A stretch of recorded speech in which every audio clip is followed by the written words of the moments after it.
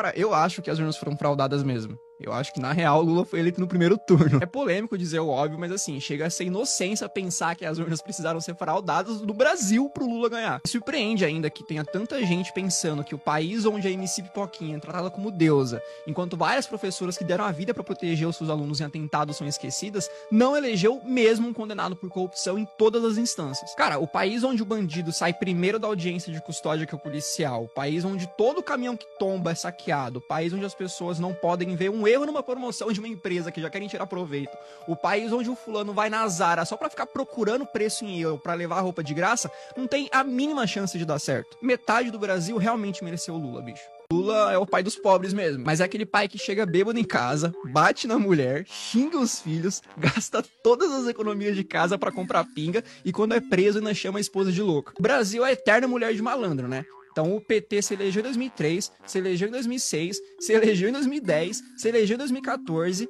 quase se elegeu em 2018, se elegeu em 2022 dizendo que mudaria o Brasil, mas o nosso país continua um dos mais pobres, um dos mais corruptos e um dos mais violentos do mundo. Assim, se isso não é síndrome de Estocolmo, eu não sei o que é, cara. Se você é um cristão de esquerda, ou você não leu Marx, ou você não leu a Bíblia. O próprio Marx, além de ser um ateu e ter construído todo o seu pensamento através do materialismo e do ateísmo, dizia que a religião era o ópio do povo. O socialismo tem essa ideia, né?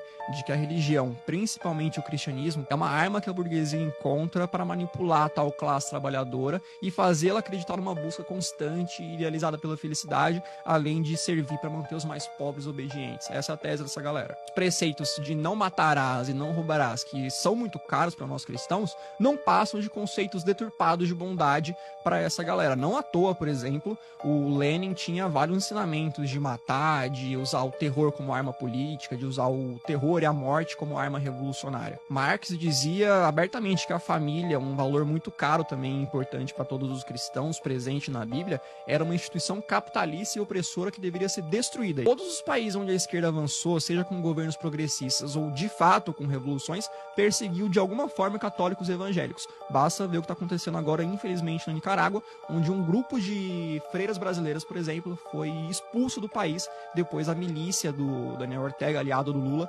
entrar invadindo e destruindo a igreja delas. Além de não fazer sentido ser cristão e socialista por causa da própria teoria marxista, também não faz sentido ser cristão e socialista pela própria prática. Jesus pregava ali a caridade voluntária, não a tomada forçada da propriedade alheia. O jovem militante de esquerda é o exemplo vivo do porquê que eu defendo tanto o ensino de qualidade sem viés ideológico na sala de aula. Porque, mano, pensa comigo.